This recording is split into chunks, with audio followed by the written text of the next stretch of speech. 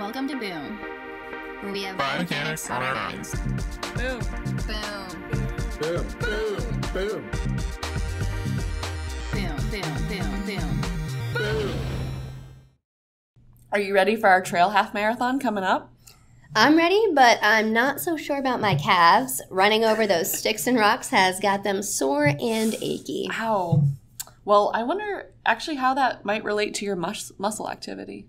I bet we could use the game-changing wireless sensors developed by our sponsor, Delsys, so they wouldn't interfere with my natural motion, to find out. Well, good point. And Delsys has done a lot of research and innovation to ensure they're collecting actual physiological data and not noise from movement artifacts and other contaminants, so they're super reliable sensors. Plus, onboard filtering helps to improve accuracy by mitigating against issues associated with collecting data and highly dynamic activities like trail running. And even other applications like sports performance analysis, clinical testing, and robotics. If you're listening and interested in seeing how these kind of advancements can empower your data collection in and out of the lab, go to delsys.com/boom and enter to win one of their portable EMG solutions, the Trigno Lite. All right, today we are talking with Dr. Satchin Panda. Satchin is a professor in the Regulatory Biology Laboratory and the Rita and Richard Atkinson Chair at the Salk Institute. His work explores the genes, molecules, and cells that keep the whole body on the same circadian clock. We'll talk a lot about that in the interview. And he even authored a book on the topic called The Circadian Code. And Satchin is famous for his work focusing on time-restricted eating, and we're really excited to dive into this and many other topics in a little bit. But just want to say thank you so much, Satchin, for being here with us today. You've done a lot of different interviews, and we're so excited to have you on Boom. Thank you so much. I'm really happy to be on Boom. Well, it's definitely mutual. We like to start off actually asking the question of when you knew that you first wanted to be a scientist. You can have that more broad or even specifically study circadian rhythms. Actually, my first curiosity about science made me convinced that I don't want to be a scientist. Please elaborate. Because back in India, I went to an Aggie school, and I did pretty well in the Aggie school. So usually the best student in that school typically pursued a master's and maybe a PhD in plant breeding and genetics. And I realized that if you do plant breeding or genetics, then you have to work mostly on rice or wheat. And the breeding involves like looking at their flowering time, when these plants actually flower, and sometimes pollinating them. And both rice and wheat, unfortunately, the flowers start opening somewhere around 4 o'clock in the morning. So that means you have to actually wake up really early to go to the field. Yes, which doesn't sound like something a student would want to be doing. Yeah, so then I thought, okay, I should not become a plant breeder. And then I was looking for alternative careers, and then I went to do a master's, and then I was working in a company and private sector. And then at that time, actually what struck me was how little we know about the biology of time. In biological systems, most of the stuff that we know about treating disease, increasing performance, we talk about tissues, cells, force, genes. But when I look at the timing aspect, I became more and more interested that most of our physiology, biology, performance all relate to time. I mean, starting from, say, cancer is actually a disease of mistiming of cell cycle, because the cells divide much faster than when they're supposed to. They divide much faster than the normal cells. So similarly, if you think about endurance, you can divide that into a factor of time, how quickly or how slowly you are using your energy, and then how fast your heart is beating, how much you can breathe, and how frequently you can breathe, and your pace. All of these relate to time. And we don't actually study timing explicitly. So that's why I thought it would be cool to study timing, and then among all the timing, different scales of timing, from milliseconds or neurons firing, or seconds when we run, to minutes for glucose regulation. There are all these phenomena, but 24 hours rhythm, circadian literally means near 24 hours rhythms. Those are universal, and they're the same in pond scum or cyanobacteria floating on the ocean or on a pond to humans and woolly mammoth. So then I thought, okay, so circadian rhythm, studying circadian rhythm in one organism or animal, even as simple as plants or Drosophila or mouse, you can study that, and that can be potentially applied to human. And that's how I got into circadian rhythm. Sorry, it was a long answer. No, it's interesting and kind of funny because it kind of circles back a little bit with plant breeding and then doing mice studies, where you also might have to be caring for the mice at all hours of the day or night as well. But I guess when it's something that you're really passionate about, then that makes it a little bit different. Well, the thing is, if you think about it, we cannot evolve as a species and do all this awesome thing without breaking our circadian rhythm. Just imagine. We cannot, you're going to Stanford, for example. Imagine if you can just stay in bed 8 hours every single night from, say, 10 p.m. to 6 a.m. And then it'll be very hard to achieve whatever you are achieving. So the weird thing is, as human race, we have to break circadian rhythm for at least few days, few years in our life, at least for some people, to make our society thrive. But at the same time, the stuff that we break actually, in long run, can break our health. It's interesting. This concept of breaking, is so interesting. We think of, thinking of breaking time, breaking that cycle. It's just an interesting word to think about. Could you tell us a little bit more about why sort of, regulating circadian rhythm is so important to our health, and then sort of what the detriments are when we break it? Yeah, so circadian rhythms, as I said, literally means near 24 hours rhythms. And the reason why we have these rhythms are all life forms on this planet, starting from bacteria, fungi, plants, animals, all of us. We evolved on this planet that has one thing that is predictable, happens every single day. That's light-dark cycle or day-night cycle. And with light and darkness, it's not that only we're changing light and darkness, the temperature undergoes a daily rhythm, humidity undergoes daily rhythms, and even airflow. For example, in the mornings are much more quieter in airflow than in many cases then. So then the question is, well, all our animals have to adapt to these predictable changes. So that's why we develop these rhythms that are engraved or imprinted in our genome.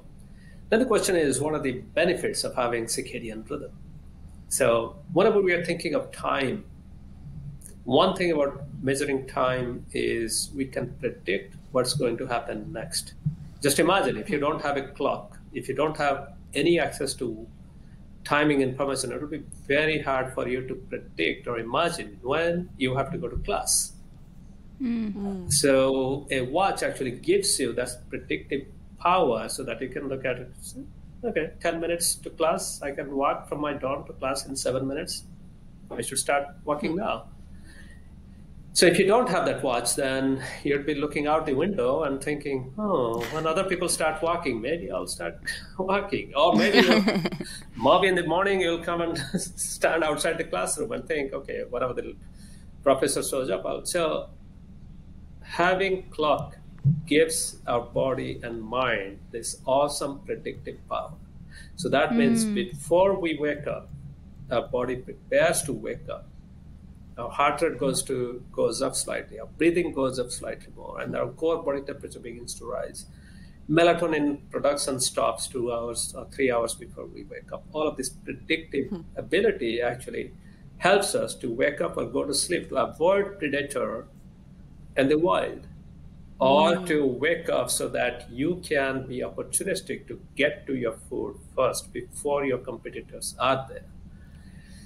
So that's one prediction or anticipation. And then the second thing is separation. So for example, there are many things in biology, starting from individual cells to our whole animals, that we want to separate biological processes. Just imagine being hungry and being sleepy. You should not be feeling extremely hungry in the middle of your sleep. Then you'll just wake up and go for food. So by separating, or similarly, your muscle tone should not be at its peak when you are sleeping, because then there is no use, because you cannot run during daytime to get to food.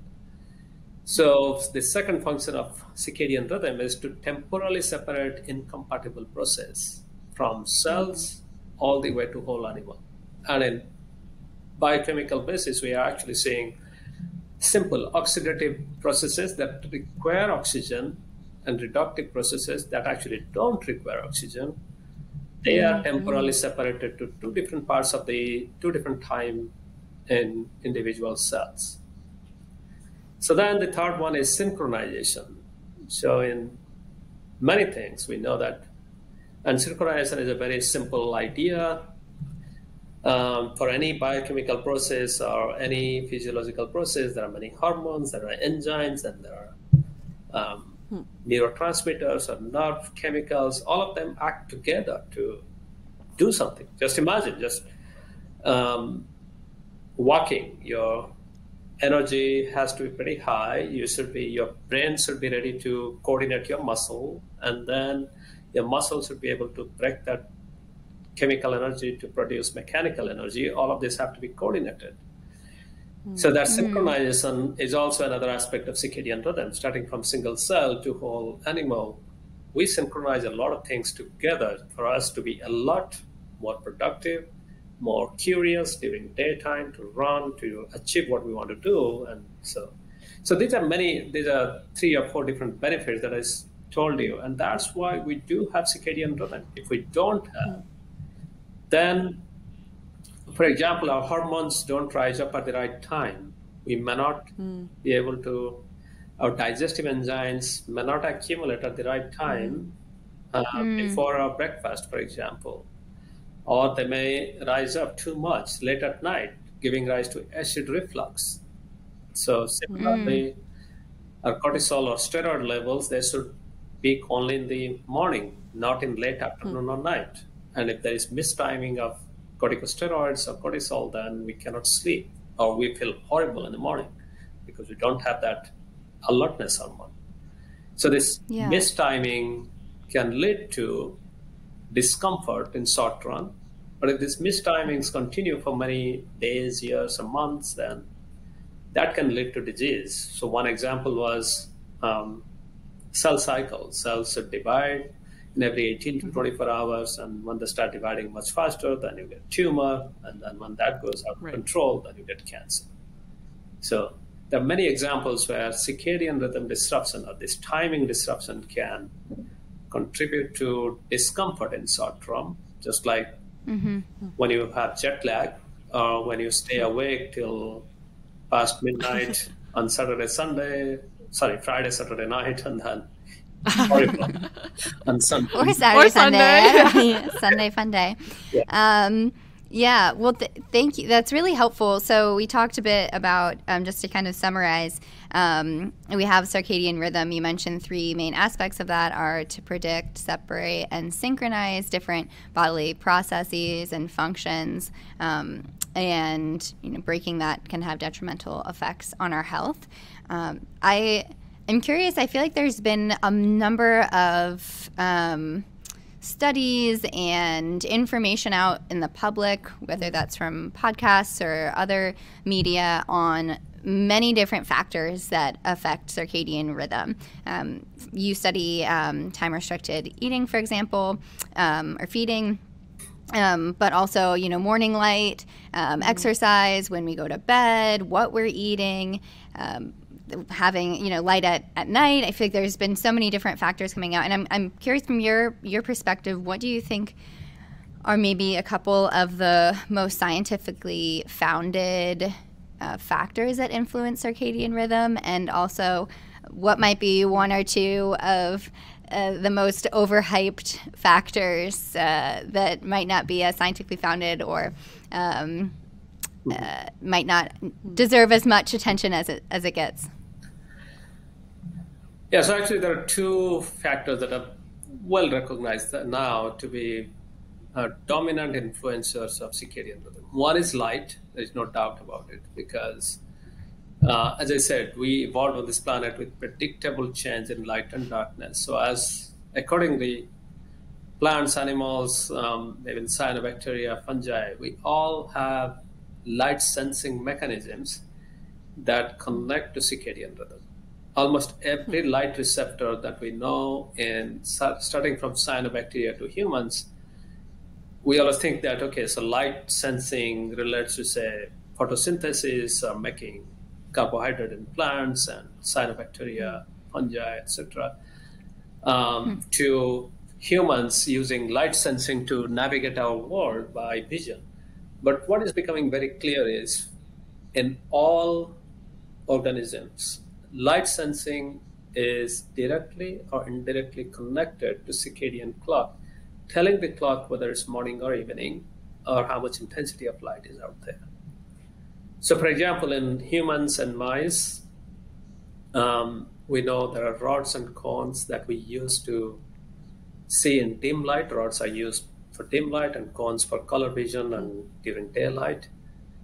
Rod and cones sense light and give us the vision of the world, but they also indirectly affect circadian rhythm because they signal through a specific type of cells called retinal ganglion cells. These carry information from the retina to the brain. And a subset of those retinal ganglion cells, very small subset, nearly 5,000 cells or so, neurons, they also produce another light sensing molecule called melanopsin. And in fact, when I was a postdoc, my lab and two other labs almost at the same time discovered the role of melanopsin in entraining mouse circadian clock and in extension human circadian rhythm to light-dark cycle. And melanopsin is most sensitive to blue light. In fact, even in the presence of rod and cone and melanopsin becomes the dominant light sensor that conveys all the light information, whether it's collected from rod and cones or collected from melanopsin, that resets the circadian clock. So that led to the idea that maybe activating melanopsin during daytime when we are supposed to see light is better, and preventing melanopsin activation or preventing this light receptor from seeing light at night is a good idea to kind of tell the brain that no, it's nighttime, you should go to bed. So that led to this idea that we should be exposed to more light, particularly blue spectrum of light during daytime, and reduced blue spectrum of light at nighttime. So that's scientifically grounded. But then melanopsin also connects to different parts of the brain that can exacerbate migraine pain and can exacerbate vision-related fatigue. Whether that actually happens in humans is still, that research is going on, but it's clear that there are many cases of migraine pain where wearing blue filtering eyeglasses can reduce the severity or incidences of migraine pain.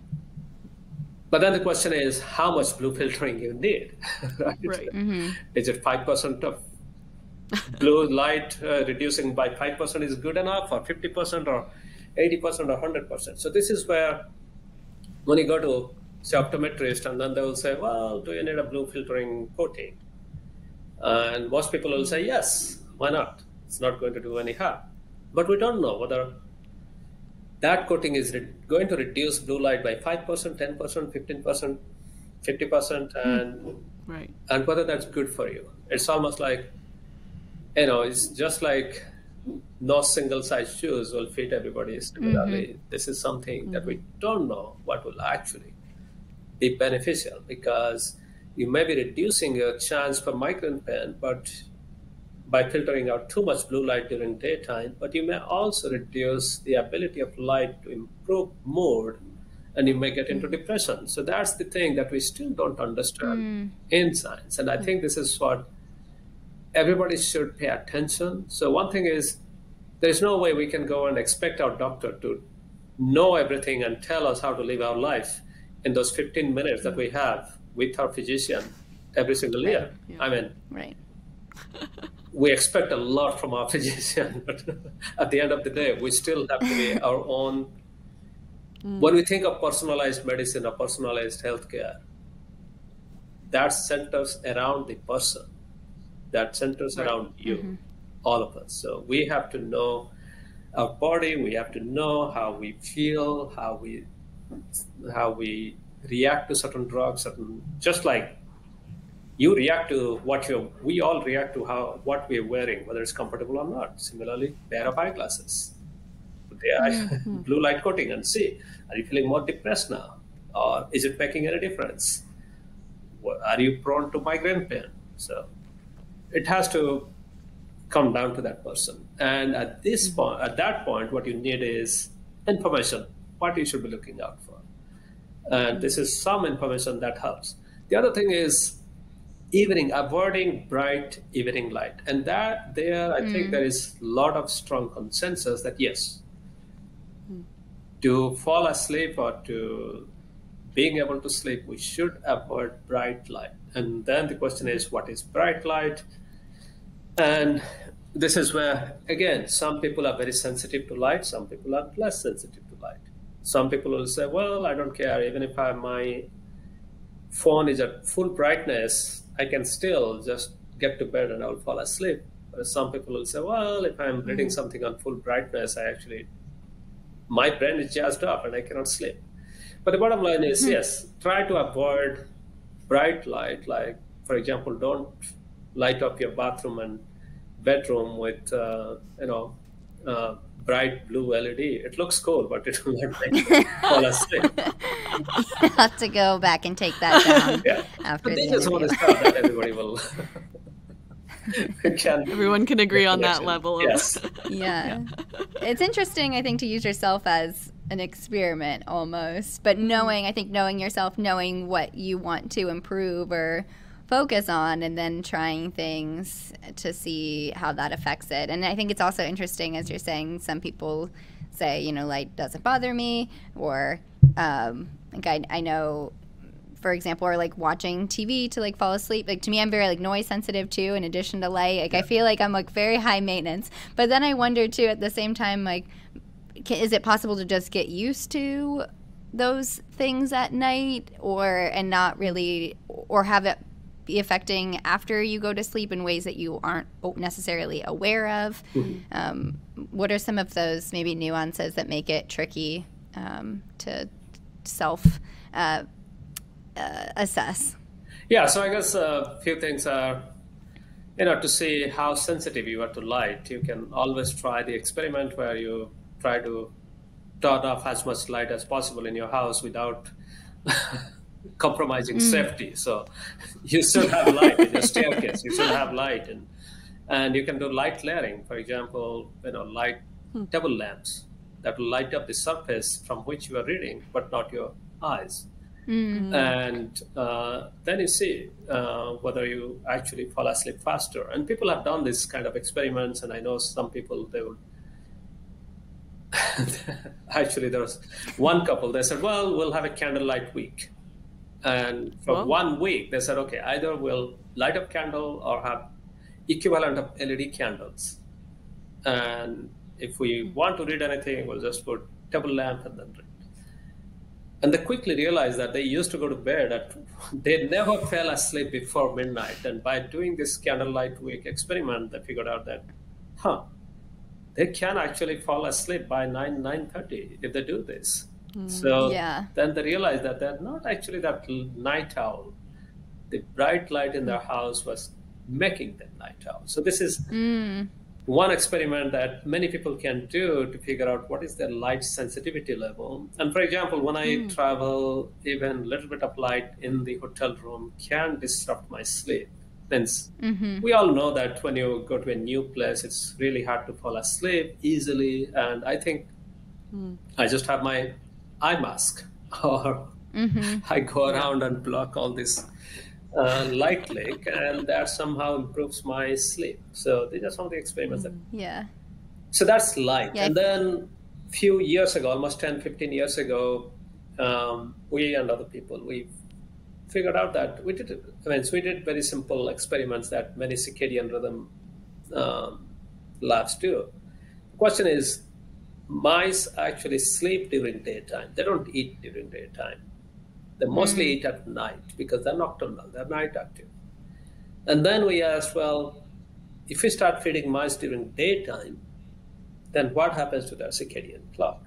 Because if light is the dominant time giver and trends all the circadian clock, then is the liver clock going to be trained by light sensed in the retina, transmitted through the brain to liver? Or the liver clock is going to take timing cue from food? And but how in this experiment, is light, because typically the mice aren't with windows, right? I feel like a lot of animal experiments are kind of closed off areas. So is the light part of that, just, like turning on the light in the room, for example, and that's how you're controlling that? Okay. Yeah. I mean, we are our circadian system, just like mouse circadian system, is very sensitive to light. Even 5 to 10 lux of light. 1 lux of light is equivalent to having a candle in a dark room and sitting 1 foot away from the candle. So that's 1 lux. And 10 lux is having 10 candles in the room. And 5 lux is 5 candles in the room. So even if the mice have access to 1 lux of light during daytime and no light at night, that is enough to entrain their circadian clock. Wow. Interesting. And the same thing will happen to humans. I mean, even if we have 1 to 5 lux of light during daytime and absolutely no light at night, that will also entrain our circadian clock. So when we do these experiments and then we go back and see, okay, so because we have many different ways looking at genes, clock genes, and their messages, their protein levels. And to our surprise, what we found was the mouse liver clock actually follows when the mice eat. And then subsequently other labs also figured out that not only liver, heart, pancreas, almost everything outside the brain and also in the brain, except for very small part of the hypothalamus that's right above the base of the brain. Most of the brain actually track when we eat. So that completely changed the equation because, of course, we can use light to some extent, but we know that in modern days, we tend to eat late into the night. So that means when we eat very late into the night at past midnight, then our circadian clocks are getting confused, thinking, okay, is it the last dinner or is it the breakfast? We're confused. Let's figure out. So that disrupts this timing mechanism. So that's why right now it's well recognized that light and food are the biggest time givers to human and mouse circadian rhythm. Of course, ambient temperature cycle can also potentially give that timing cue, but we live in almost near constant temperature because our ambient temperature inside rooms, they don't fluctuate too much. So that's why now there is enough consensus. When it comes to exercise, there is we are likely to be more active during daytime. So, and again, if you want to exercise somebody in the middle of the night, you have to wake that person up. And that person is not going to do exercise in darkness, has to have light. Then it becomes difficult to figure out whether it's the light or the exercise that's entering the circadian clock. But I guess there is also exercise is changing metabolism because we're burning glycogen, we're burning some fat and using that. So exercise will also raise cortisol level. So I guess there is also a fair amount of consensus that yes, mistimed exercise or exercise at the right time can modulate or affect circadian rhythm. So at the end of the day, it's the light, food, and exercise, that timing of these three can affect circadian clock. Light, food, and exercise, yeah. That's great. And super thoughtful, super comprehensive, super eloquent explanation of all of that, super clear. I'm curious, you said something toward the end of that when you were talking about feeding and how that can sort of disrupt the light and maybe even override lights in training of the circadian rhythm. Is one of these more important to follow for our body? Like, is it most important for our bodies to be following the light and trained circadian rhythm, and that's sort of the gold standard, and we don't want to interrupt that? Or is it sort of okay for it to re-entrain to the the feeding one, and maybe we even change our environment to change our light environment to entrain to the food one? Like, yeah, I'm just curious about temperature one. Yeah, like could you just retrain everything to a certain one, and as long as you're on any like consistent synchronized circadian cycle, is that okay? Or should we always sort of be trying to orient back to the so all the animal experiments people do all over the world, the animals are actually kept in approximately 12 hours of light and 12 hours of darkness. So that means they're really on a very strong circadian time cue. Even we humans, we don't stay in that strong timing cue. Right? But then in animals, if you feed them at the wrong time, that can disrupt their circadian rhythm and lead to disease. And the best example is if you give mice yummy, high energy dense diet, high fat and high sucrose diet or high fructose diet, then mice nibble on that food around the clock, around 24 hours. So then here is a clear example where light-dark cycle did not change, but the feeding fasting cycle changed or dampened. And that can lead to obesity, diabetes, metabolic disease, all these other diseases.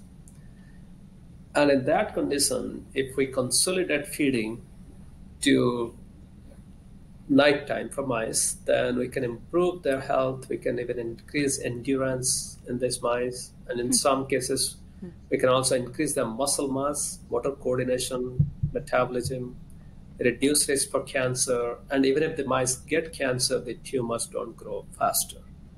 So this is a clear example where even under strong light-dark cycle, mistimed feeding can increase the risk of disease, and then timed feeding can reduce the risk of disease. Then you might ask, well, what if you put the mice in constant light, where we know that light will disrupt a lot of circadian rhythm, constant light? Or you feed mice during daytime when they're not supposed to eat. And in that case also, we see there is benefit. So although they don't get full benefit of nighttime time-restricted feeding, but even daytime restricted feeding is much better than eating at random time. And even more careful experiments are done by other labs where the food quality was improved and they reduced the calorie intake. And we know that calorie restriction increases lifespan and health span. And when that calorie restriction is done, even during daytime, that was much better than calorie restriction and eating around the clock. And of course, calorie restriction at nighttime for mice was the best. So the bottom line is, yes, any time restriction has a lot of benefits, and one should pay attention to light. And of course, we don't have control over lighting because there are many places, for example, if you're living in a dorm, it depends on your roommate's preference. If you have nighttime lectures, or if you're doing evening sports or going to a game or something, you don't have access, you don't have control over light. The biggest challenge is we don't have much control over light. And, you know, you can wear a pair of sunglasses and go to this drugstore, but But you got to think Yeah. about your social acceptance so that people will think, what's wrong with you? Do you have conjunctivitis or something else? Start assuming. So that's why food timing becomes much more A variable to important, and change, yeah. you are more likely to have control over that. Yeah, that makes a lot of sense. It's interesting as you talk about, not having as much control over light. When I think of, earlier humans where maybe it just felt more natural, like the sun is coming up and then you're waking up naturally with it. And now it's like, oh, we have to be conscious to make sure that we get light, and then when the sun is going down, we're reducing our amount of light. And it's just interesting sometimes how I feel like the more we're learning, the more we kind of are circling back to things that might have once seemed natural to us. I think what you're saying is very important, that we created this anthropogenic world, this man-made world in the last 150 to 200 years after the Industrial Revolution, without paying attention to circadian rhythm. And now that we know the significance of circadian rhythm, can we make an intelligent design of our world so that it can nurture our circadian rhythm? That's the basic. So that way, I feel like this is the lead and asbestos moment in in our life, because we built many buildings with lead and asbestos until 70s, and then we figured out that no, these are not good for our health, and we're rebuilding our indoor environment without lead and asbestos. So similarly, now that we are learning about circadian rhythm, then we are thinking how to bring these elements back to improve health. Right. And one simple example is, all the neonatal ICUs all over the world used to be lit 24/7, because even at nighttime, the nurses have to come and check on the babies to see whether they are doing okay. And although people think that these preemies don't have circadian rhythm, because we know that the newborn babies also kind of the only thing they do is they sleep for 3 to 4 hours, then they wake up and cry, and then you feed them, and then they smile, and then play for an hour or two. Then and they go have back to be sleep. cute for a little. Yeah. So then we assume that they don't have circadian rhythm. So we didn't pay attention to light and darkness. But now studies in Mexico and other places are showing that if you just simulate a little bit of light-dark cycle, of course, you cannot switch off all the light at nighttime for babies. Even if you dim down to 20 lux at night, and during daytime you can go pretty high, then that promotes their growth, so that these preemies are released from hospital on an average 12 to 13 days earlier than those who... Wow, that's a lot of That's time. a lot of time. Means there is not a single drop that can accelerate growth among preemies so that they can be out of the hospital even by 4 or 5 days. Wow. And the relevance is this. In the US, 1 in 10 childbirth is now premature. So that means 380,000 babies are born premature in the US, and they typically stay in the NICU for a few days. Now do the calculation. If you can reduce NICU time by 3 million NICU days, that's a huge amount of healthcare saving. And plus the emotional stress that parents have when their kids are in pins. You just got a cute little baby, and that baby you cannot even hold the baby. It's a NICU, and it's a huge emotional stress. And you're always thinking, okay, you're praying, you're thinking everything should be okay. So this is one The example. parents and the baby. Yeah. Yeah. This is one example where simple attention to circadian rhythm. And then similarly, there are many kids who go through various kind of therapies for which they cannot actually swallow food, so they are in continuous feeding, liquid diet fed through tube. And usually they were fed even 24/7. And now there is a recent paper that came out showing that, yes, if you do time-restricted feeding in hospital to these kids, they actually get much better sooner. So these are some of the examples. Of course, in this study, we don't know whether they control for lighting and other stuff. But the point is, these are small steps, baby steps that we are seeing, and that can, when they are reduced to practice, a standard of care, then will have a huge impact on health, starting from birth all the way to adulthood. Yeah, I love that example. I actually hadn't heard of that. And I really like it because I think it just really shows the impact that science and science translated can make. Yeah. I think sometimes it just feels like it takes a long time to really have a strong scientific foundation or understanding of some of these processes and factors that affect our health. But it's really cool, I think, to hear a way that that's really had a positive impact.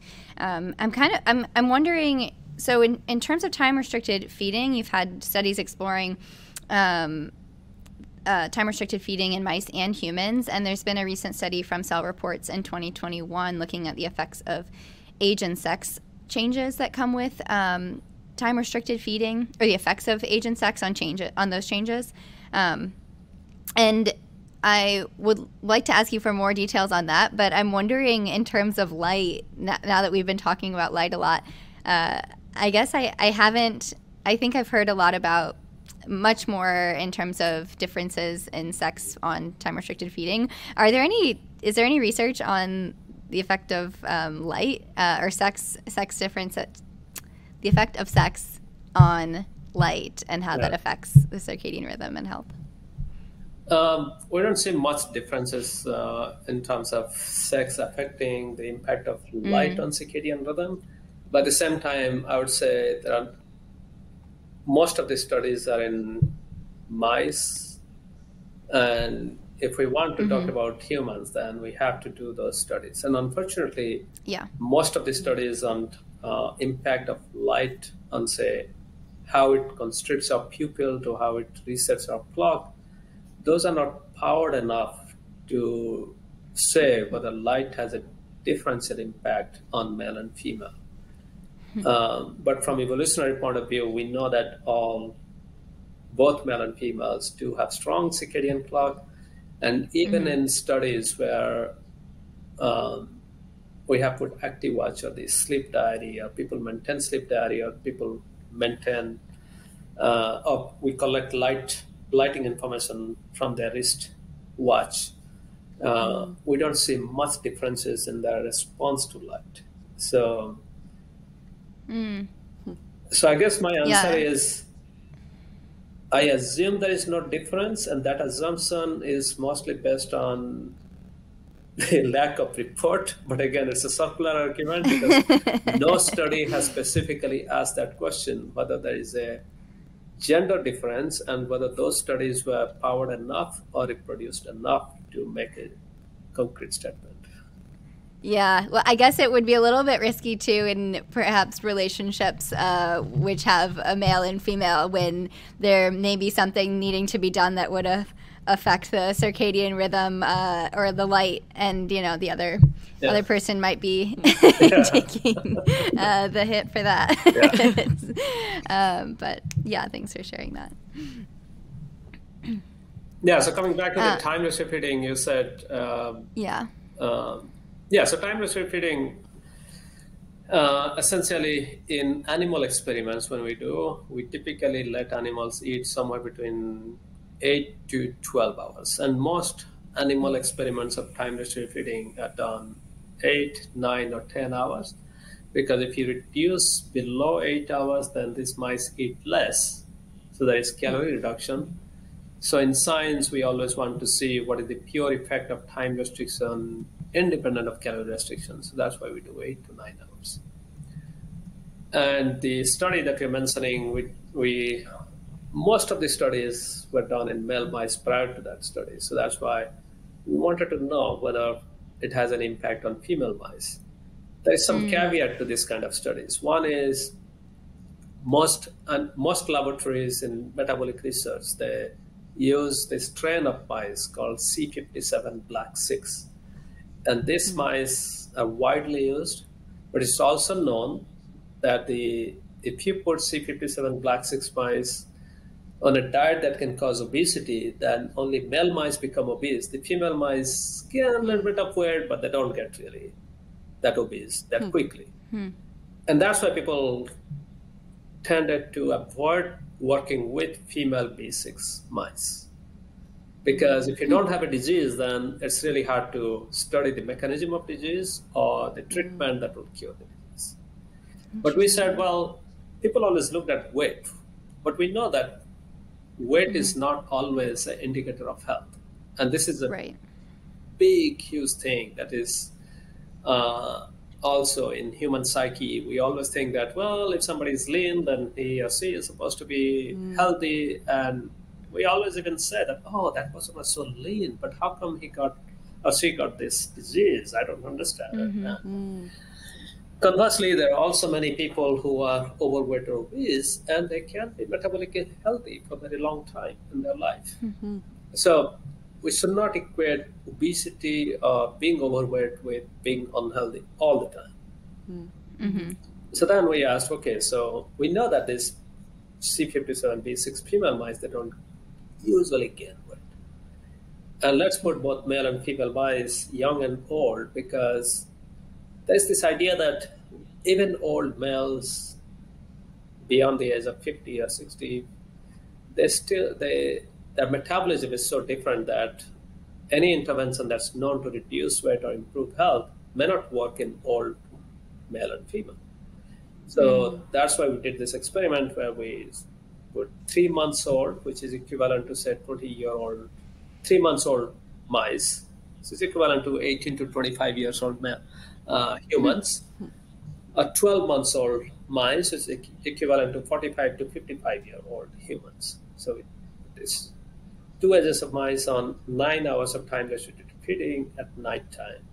And we gave them a diet that's 45% calories from fat, 15 to 20% calories from simple sugar, which is close, not identical to the typical Western diet that many, not all, people eat. So that's 35 to 40% fat and a lot of simple sugar. So when we do this, the mice that eat ad libitum, or whenever they can eat. The male mice gained a lot of weight, as expected. The female mice didn't gain so much weight. And that happened in both ages, young and middle age. And then the mice that ate within 9 hours, since the male mice were not since the male mice were gaining a lot of weight, then time-restricted feeding actually prevented that weight gain. Or at least statistically, we could see, yes, there was a weight gain reduction. Right. Since the female mice were not getting too much weight, then you don't harder to see that difference. the difference. So people might think that, oh, time-restricted feeding doesn't have impact on female mice. The point is, if the mice were healthy, were normal weight, then you cannot make them super healthy, at least by weight. So that's the confusing part. But Interesting. we do animal research because we can look at genes, tissues, and everything. So when you looked into the liver, both male and female mice that ate the Western diet, they actually get liver disease. Their liver has more fat when they eat ad libitum or whenever they want. But time-restricted feeding, even though it did not change the weight in female mice, it actually protected them from this liver disease. So that means weight loss is not always a prerequisite or first step before you see health improvement. You can have health improvement even with very little or no weight loss. And human studies have shown that in many time-restricted feeding studies, where if you look carefully on all subjects, then you'll see that there are some subset of people who don't so much change in body weight, but their metabolism improves. The same thing happened. And then when it comes to human health, particularly middle age or older age, and you might have heard many times, we always think about few numbers. How much is your weight? How much is your blood sugar level, blood cholesterol level, and triglyceride, etc. So we always do the same thing in mice, and we found that both male and female mice, young and old, they have much better metabolism. So that means they have less liver fat.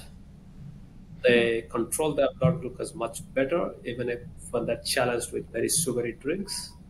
And the blood cholesterol level, the bad cholesterol particularly, is much lower, and inflammation is much lower. And then when we ask, well, are they gaining muscle mass? Since we know that the male mice actually gain muscle mass in time-restricted feeding, the female mice don't gain much muscle mass, but at the same time, since they don't have too much fat mass, they're kind of in that equilibrium. Mm-hmm. So now the question is, how much of this mouse study is actually related to human? And this question always comes up, right, in many studies. Of course, there are two things to this very broad question. One is, as I mentioned, mice sleep during daytime. Mm-hmm. In circadian rhythm field, we know that we work around their sleep. We figure out we put the light dark cycle in the opposite phase. So when it's day for us, it's night for them. So we can actually work with awake behaving mice. Both your circadian rhythms are Yeah. in the right. Yeah. The right phase, like our activity and mouse activity is in Right. phase. We are synced up. Yes. But in most other labs, they work with mice during daytime when they're sleeping.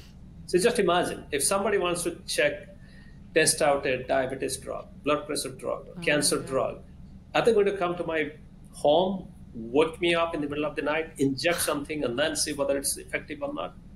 And that's what is happening in many mouse studies around the world. All of these are tested in mice and rats when they're supposed to sleep. So as a result, what happens is many of them don't translate as we expect in humans. So that's one big challenge. And in this case, time-restricted feeding or any other study, there's another aspect that's also very different from human and mice. That is, mice that we use in animal studies or rats, they are homozygous and homogeneous. So that means for every single gene, they have the same identical 2 copies, and all the mice have the same identical genes. It's almost like doing all your human studies on twins. Yeah. Not only identical twins, they have to be like 500 twins or 500 identical born to the same. So then, as we humans have very different genes, very different combination of genes, Right. and there are many cases when the mice actually may be mutant for something, and we humans have very normal gene. So that's another reason why we always have to take the results from mice with a big boulder of salt and spice, maybe, and then figure. So that's why it's very important to really come back and do this test in humans. Yeah. Well, I love that. Well, one, thank you for all those awesome explanations, and I think it kind of circles back to the earlier point about personalized medicine and kind of being your own, understanding your own body, but also understanding how to interpret what is, what science is telling us, and the importance of knowing things like, the male mice get obese normally and the female mice don't, and so you might not see the reason you don't see a change, and maybe is less related to the actual intervention, and also that that the importance of being able to measure some of these things that you might not be able to see, like weight gain and correlating that, or weight loss and correlating that with health or disease. And it just makes me think about a lot of different things that I'd be excited about for how we might advance in this field. But we're curious to know what you're most excited about for the future of, you could say, human performance research, circadian rhythm research, anything we've talked about today. What are you most excited about? I mean, when it comes to human health or our daily lifestyle, there are 3 foundations: sleep, exercise, and nutrition. And it's these 3, particularly what, when, and how much we eat, sleep, and exercise, that affect our health. And we talked about sleep and nutrition to some extent, and I think the exercise is one aspect that's really exciting for me. Like, for example, the other day, I was trying to run, and then I realized that, okay, so my best. I like that you say trying to run. You're not running, but you're attempting to run. I mean, my running is negligent. The other day, I'll give you an example. Okay, so during the Tsai Human Performance Alliance, this is the awesome thing that's happening right now, because Clara Wu just had this brilliant idea that whatever we know about human performance or human health comes from studying disease, and then what can we learn by studying peak performance from athletes? And it doesn't hit you until, I think it didn't hit me that strongly until I really experienced it. For example, during this Human Performance Alliance conference, I stumbled onto a peak performing athlete, Aston Eaton. So he is Olympic gold medalist for decathlon. I mean, decathlon is really hard, and I've seen that in World Athletics in Oregon. And then I said, Aston, you want to talk? He said, well, in the morning, maybe I have a little bit of time. I said, can we talk in the morning? He said, well, at 5 o'clock, I'll go for a run. You want to join? I said, well, I will join. And then I said, okay. He said, I'll run slow. He said, I'll run slow and we'll run only 3 miles. I love when runners tell you they're going to run slow. It never ends relative, well. Okay, so 5 o'clock in the morning, exactly at 5. It's not 4:49:50. It's not 5. Exactly at 5. 5:01, yeah. 5 o'clock. And then he said, you ready? Yes. I said, well, you're going slow, right? So we're running in Stanford campus. And then he said that we'll just run 3 miles. And we're running. And, I'm doing my best. I'm kind of running, I'd say, 8.5 minutes a mile. That's my pace. And I'm huffing and puffing. And Aston is talking as if he's just sitting on his couch and talking to me about philosophy, about genetics and curiosity, what are the big questions he has. And I'm like, okay, yeah. So I'm responding to him. To the extent that he said, well, I know this place where there is a water fountain and we can run by that, because he thought that I'm kind of almost behind. Behind my mind, I was thinking, okay, so let's think, like, why Aston can actually run at this pace, which is nothing for him. And for me, it's a struggle. 8.5 minutes a mile is a struggle for me. And what is going on? His breathing, his lungs function are very different. His heart must be beating at a much slower rate than mine. And my motor coordination is different. Maybe my ground reaction force is different. Maybe my total strength, my total power output is different. And this would be awesome to just put a bunch of wearables and bunch of electrodes into his head and my head, and then let's both walk and then figure out. And that's really amazing to think about that performance. And then if you look at even the best marathon runners now, he's going to try sub 2 hours. Means below 5 minutes a mile. Come on, I'm struggling at 8:50, 8:30. How can this person run on an average 4.5, below 5 for 20 plus miles?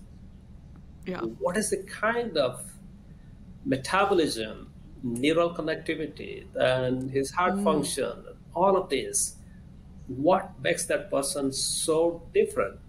And then at the same time, you wonder whether he's running it at the age of 38. He's going to run this marathon in Boston Monday, next week. But why can he not maintain that when he becomes, say, 58 or 60? What deteriorates? And if we can figure out what are the weak links and work on it, maybe we'll actually have Boston Marathon runners who can do sub 2 hours even when they're 70.